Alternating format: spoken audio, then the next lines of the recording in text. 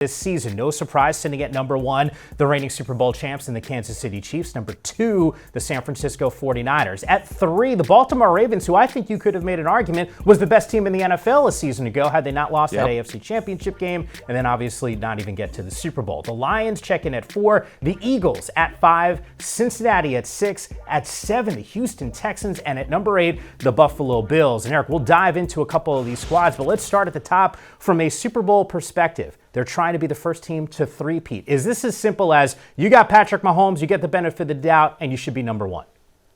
Yeah, it's hard to ignore the fact, Mike, that they've got most of the band back together, right? Mahomes, Andy Reid, obviously a great coaching staff there as well. Steve Spagnuolo might be a Hall of Famer one day for all we know. Travis Kelce, you know the band by now.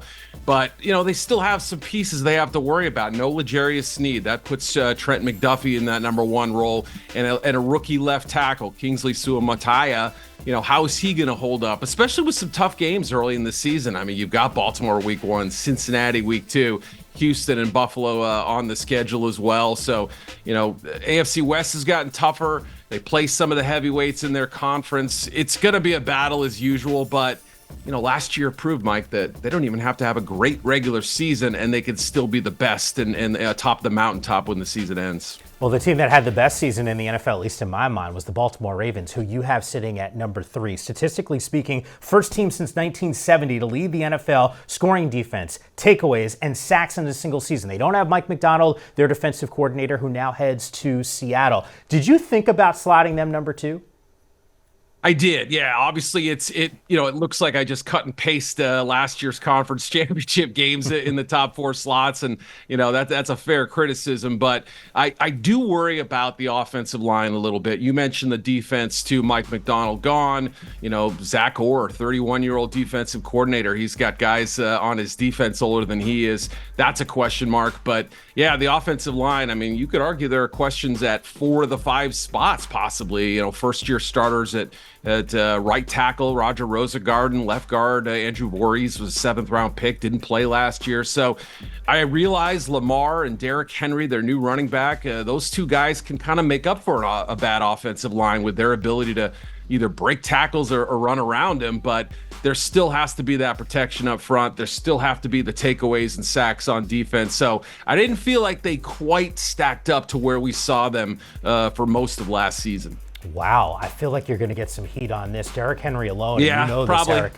Look, teams in the AFC, certainly in the NFL, they almost build their rosters to take out Kansas City. I think the addition of Derrick Henry in that backfield might be that missing piece. We saw in that AFC Championship game 2 design runs for Lamar Jackson. Something tells me a little more ground and pound if we get a rematch this upcoming season. The Lions were a darling last year heading into the NFL campaign. You have them at 4.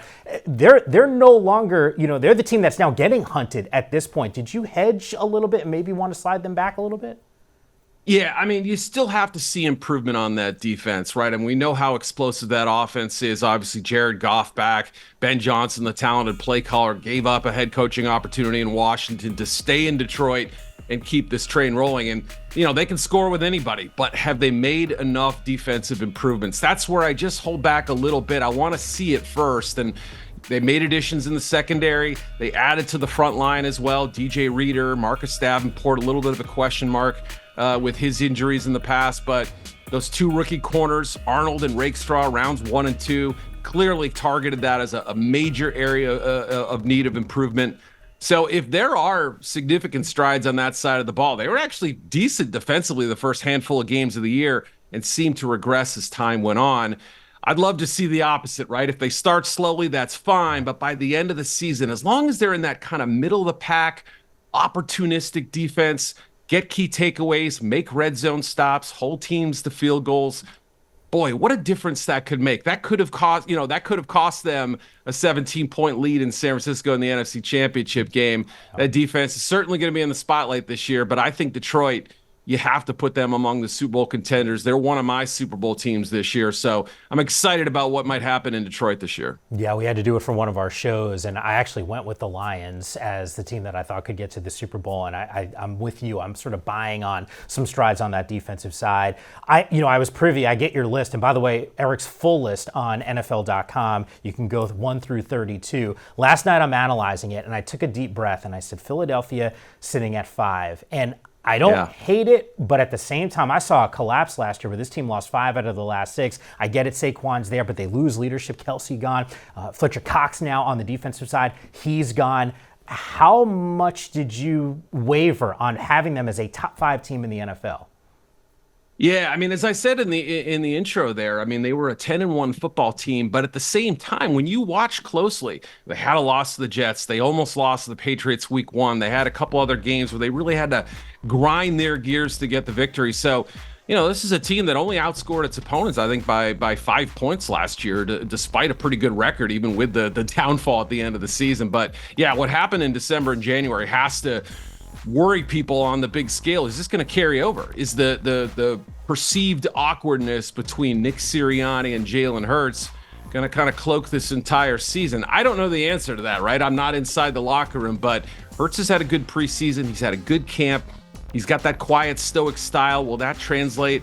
Look, with all the weapons they have, and now Vic Fangio, the guy they wanted on defense, maybe that unit stops underperforming, and maybe the offense can finish drives just a little bit better this year with Saquon and all those weapons they have. You mentioned that defense. Back half of that defense a year ago was the walking wound, and we saw them address that in the draft with their first 2 selections, brought in some free agents, one of the leaders of that team a couple years ago in C.J. Gardner-Johnson. So I'm with you, cautiously optimistic. Maybe that awkwardness is in the rearview mirror, and this team can really thrive.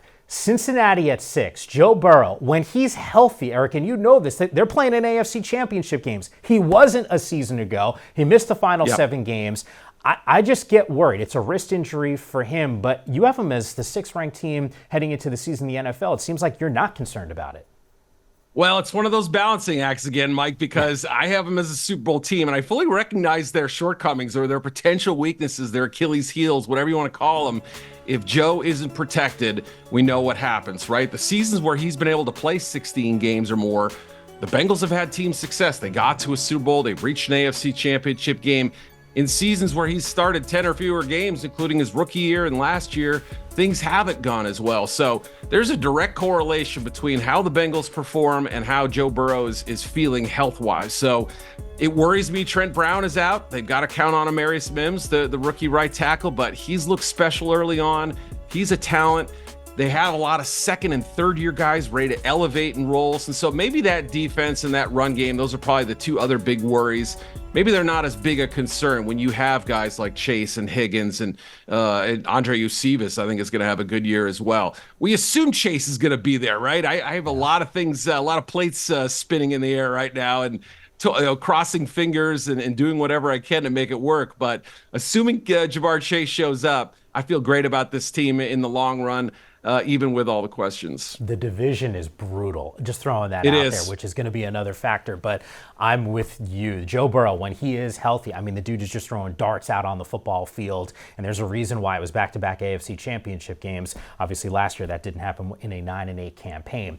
Checking in at number 7 here, you have Houston. And I can't help but think that front office 2 years ago was sitting there going, hey, this is going to be a project. We got our quarterback. This thing is going to get built out over time. Next thing you know, they're thinking about a Super Bowl right now. They bring in Diggs on the offseason. Danielle Hunter, I don't think we talked nearly enough about that addition on the defensive side.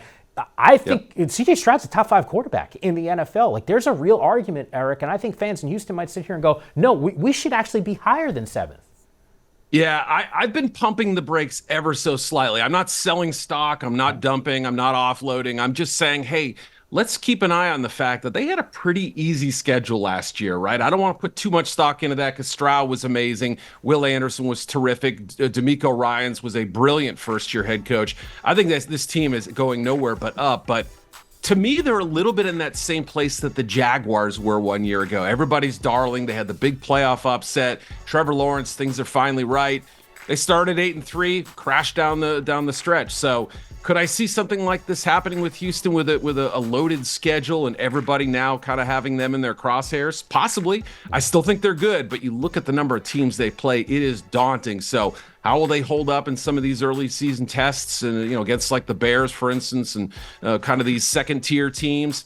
That'll give us an idea how they can stack up against the heavyweights later on in the season. I'm excited, believe me, I am. But I also recognize that maybe we're just elevating them a little too fast at this point. Sitting at number 9, the Green Bay Packers, who just paid Jordan Love $220 million. They won 6 of their last 8 games last season. Dallas, CD is paid. They check in at number 10. Miami, 11 after Tua Tagovailoa ends up getting over $200 million. The Jets at 12, the Chargers at 13, the Cleveland Browns at 14 in what is a make-or-break season for Deshaun Watson. The Rams, I think, is a team that's on the short list maybe to make a run in the NFC. They check in at 15, and the Chicago Bears at 16. Eric, I want to start at number 12 with the Jets. Longest playoff drought in the NFL, active drought at 13 seasons right now. They were the talk of the town a season ago. Every show that we were doing on NFL Network, it seemed a year ago, was Aaron Rodgers was in the A block. Then he gets hurt. Almost feel like a remade offensive line. There's an argument they're going to not only be in the playoffs, but they can make a run, don't you think? Absolutely. I mean, part of me wants to say, hey, look, we have to reflect the team that was put out there last year where, some weeks they were terrific defensively and the offense couldn't do anything. Other weeks, the offense was at least passable and the defense would let them down in key moments. Look, I still think this is a top 10 defense. And if there's a healthy Aaron Rodgers out there, I don't know about 17 weeks, but for the majority of the season, I think they have a terrific chance. Garrett Wilson is a superstar. Breece Hall, another year removed from ACL surgery. And the biggest thing for me, Mike, just kind of making me feel warm and fuzzy about the whole operation, or a little better anyway, the offensive line depth. That's the biggest thing. You got Tyron Smith, you got Morgan Moses, 2 veteran bookends, and then you draft Ola Fashanu as well. I think they're protected on the outside, and that was such a big concern. Obviously, 4 plays into the season, it was a concern, but it continued to be an issue all year long. They seem to have it fixed. Now, I'm hoping this Hassan Reddick holdout doesn't last too much longer because they lost Bryce Huff. They need some juice on that pass rush. Do they have it without him? I'm not sure. Starting new left tackle, starting new left guard, brand new right tackle. If you watch some of our inside training camp shows, Aaron Rodgers was a guest on it, loved up that unit in a big way. I talked to a former Jet over the weekend. He said, look, this was a team that was 3rd ranked defense, total defense in the NFL. They don't need Aaron Rodgers to be the MVP. Just be really good. They were 31st in the NFL in total offense. So you play the averages, the Jets are going to be a better football team this upcoming season. The squad that you have slotted right behind them at number 13, the Chargers. Lose Keenan Allen, lose Mike Williams, lose Austin Eckler, and for context here, you have teams like the Browns, the Rams, the Jags, the Steelers, the Falcons, and the Bucs, all behind the Chargers. Please sell me on this selection. Yeah, historically, I'm not looking very smart right now, right? You look at past performance now. It doesn't have anything to do with future performance, but knowing what the Chargers have been through, recent times, historic times, this is a leap of faith, but I believe in Jim Harbaugh, and I think he's a terrific coach. And I think you look at his pattern history, everywhere he's been, year one, he's made the team better. They had a lot of bad luck last year. They were 5-12, not a great football team, but losing Justin Herbert, losing close games, not maximizing their talent on defense. So many things here. I think they have good special teams. Cameron Dicker, one of the best kickers in the game. They're going to have a run game. They added tight ends and backs all offseason. That offensive line is a good unit. So if they just get better at stopping the run, making a few takeaways on defense, getting a guy like Derwin James maybe to have his best season ever, I think the Chargers can push the Chiefs a little bit. I don't know about take over the AFC West, but I think they're in that mix for one of the final playoff spots if they get a little luck and start bringing some of that hardball early in the year. I'm not going to get into the weeds on this. This is a preseason show, and we will look next week when we do this. I want to see Justin Herbert out there healthy. A little concerned right now with this foot injury. A few guys that I've talked to have sort of said this is one of those injuries that lingers for a long period of time. It does. So hopefully he is A-okay because he is really the engine that's going to drive this team. Chicago sitting at 16. Eric, a couple years ago for NFL Network, I was covering the draft. I had the Niners. They had the 3rd pick in the draft, and I remember sitting on Zoom at the time. John Lynch, Kyle Shanahan, they would tell you before the draft, teams that pick this high don't have rosters that look like ours. And those guys were right. The Chicago Bears picked number 1 overall. They get Caleb Williams. This is not a reclamation project. You have them at 16, but I don't think either one of us would be surprised if they're, well, clearly they're sitting around the middle, but really are pushing towards that top 10, right? Yeah, I mean, even in a really tough NFC North, and I do think that division is going to be a bear, right? I mean, you think about the Vikings, maybe they're the worst team in the division, but pretty good, right? So in the Bears' case, you're expecting improvement on defense. You're hoping that offensive line comes together. And yes, elephant in the room, Caleb Williams needs to be pretty good too. Yes, there's plenty of weapons around him. I think this system is going to help him flourish, even with a few hiccups along the way, but you're still kind of counting on him to be good. But to your point, I can't think of a situation that's been much better than what the Bears have right now that any rookie quarterback in recent times have stepped into. So he's got a lot going for him. That trade with Carolina worked out brilliantly. Ryan Poles set this thing up so well, and I think it's, you know, with those receivers, assuming there aren't a rash of injuries up front on the offensive line, the running backs they added, this could be a potentially special offense, 2 tight ends as well, Shane Waldron calling plays. And if that defense just takes a little bit of a tick upward, I think they're going to be in great shape for that playoff run. I'm just holding back a little bit, but I am very encouraged with what I've seen.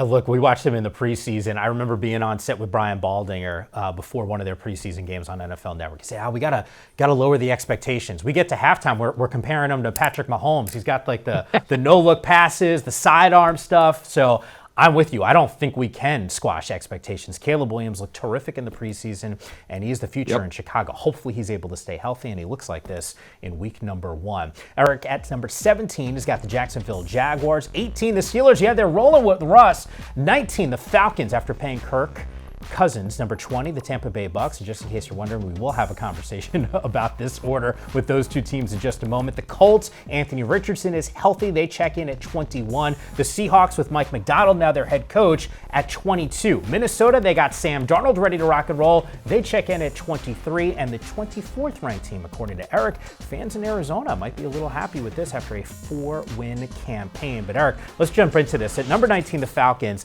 I am high on this football team, so I can't push back too much in the fact that the Bucs are actually behind them. They paid Kirk Cousins. Matthew Judon, I think, is a dark horse to win Defensive Player of the Year. I'm that high on what this guy can go when he's out there and healthy. Raheem Morris, I was down at Atlanta. I feel like 19 is too low for this team. It could be, right? They're the NFC South favorites or co-favorites maybe with the Bucs right now. So obviously you say, look, they're one of the 14 playoff teams. One of these 2 teams, or certainly one of the 4 in that division, are going to make the playoffs. Now, part of what these rankings reflect is how deep can they go? Can they make a Super Bowl type run? I'm not yet convinced that this team is capable of that. I mean, I was actually somewhat higher than people were on the Falcons a year ago. I thought this defense is better than people realize. Yes, the offensive play calling was a mess, but they clean house in the coaching staff. Raheem Morris and his crew come in now. I think we'll see a cleaner operation. Obviously, Kirk upgrades things so much there. And just getting the weapons, the touches they need, right? I mean, Kyle Pitts, Drake London had a breakout season, but also Bijan Robinson too, making sure they're all fed properly. That's a big part of their formula of success. The Bucs have won this division, though, 3 consecutive times. Why are they sitting behind Atlanta? Yeah, I mean, obviously, a couple of them with Tom Brady, so they've made a quarterback change. And Baker Mayfield was really good last year. I mean, for the most part, I think he exceeded expectations. They re-signed him. There's a reason he's back. He and Mike Evans and a lot of that crew are going to return. But I do worry about the defense a little bit. I mean, you look on that side of the ball and you say to yourself, hey, Carlton Davis is gone, Devin White, Shaq Barrett, some new faces there. They've got to figure things out on that side as well. And maybe the offensive line isn't a complete unit yet. I think it's getting there, but not quite. So, can they topple the Falcons? I obviously put them pretty close together in the rankings. It's possible. Last year, they sort of survived everybody else in the division. I want to see a little bit more firepower and a little bit more proficiency throughout the course of the season. Eric, let's get to the rest of the rankings right now. And at number 25, a new era in Tennessee. Brian Callahan, now their head coach. They got Calvin Ridley, by the way. At 26, it is Washington. 27, Bo Nix is the guy in Denver. The New Orleans Saints, I did a double take. You have them at 28. Vegas at 29. 30th, the New York Giants. Oh boy, 31, it's New England. I am worried about their roster. And at 32, it is the Carolina Panthers coming off a 2-win campaign. Let's go a little rapid fire right now. Let's check in on number 26 and the Commanders. Dan Quinn is there. They got Jaden Daniels. I feel like they could knock off some good teams this year. I think their sneaky team by the end of the season, we're going to say, hey, look how much they've improved. Daniels may be an offensive rookie of the year candidate. Quinn is somebody who's going to raise the energy level in this building. And Adam Peters, the job he's done with this roster, building from the bottom up. I really love the approach. It's going to take some time, but I am optimistic. I've just been inching them up my rankings every month or so this offseason. Are you not a believer in Bo Nix, who you have the Broncos at 27? If you look around at other people's power rankings, they've got them Denver at 30, 31. I think, wow, the disrespect for an 8-9 team. Yeah. Yes, I think Knicks could be pretty darn solid this year. I mean, Sean Payton ran off Russell Wilson to make sure he could get somebody like this. And they've been, seemingly in the same sort of mind frame this preseason. He didn't hesitate naming him a week 1 starter. Does he have the weapons outside Cortland Sutton? We'll see. But I do expect this team with Sean Payton, his record. I mean, look, he's never never won fewer than 8 games in a season. Now, this might be too low, but it's even a little higher. I'm surprised to see elsewhere in other power rankings. Eric, I was excited about doing this show. I thought we would be fast friends. I'm a Giants fan. You have them checking in at number 30. This is insane to me. Malik Neighbors, are you kidding me? They retooled their offensive line, and if that dude Daniel Jones is healthy, a couple years ago, they won a road playoff game in Minnesota. If Jones is anywhere near his 2022 level, I'll eat these words, and I'll admit I'm wrong. Brian Burns is going to help on defense, too. Secondary's young, though. Love Wandale, but I think, he and Neighbors may be the only 2 reliable weapons out there. It's just lacking a little bit of juice for me. Again, I'll eat it if they end up playing pretty well. Oh, Eric, you're going to be eating it, man. You're going to be eating it. I just bringing Burns in the offseason. I think we all watched Hard Knocks, and of course I'm disappointed Saquon Barkley is not there, and you actually had the Eagles checking in at number 5. So they need to figure out that backfield. But Malik Neighbors, what we saw from him in glimpses in the preseason was really terrific.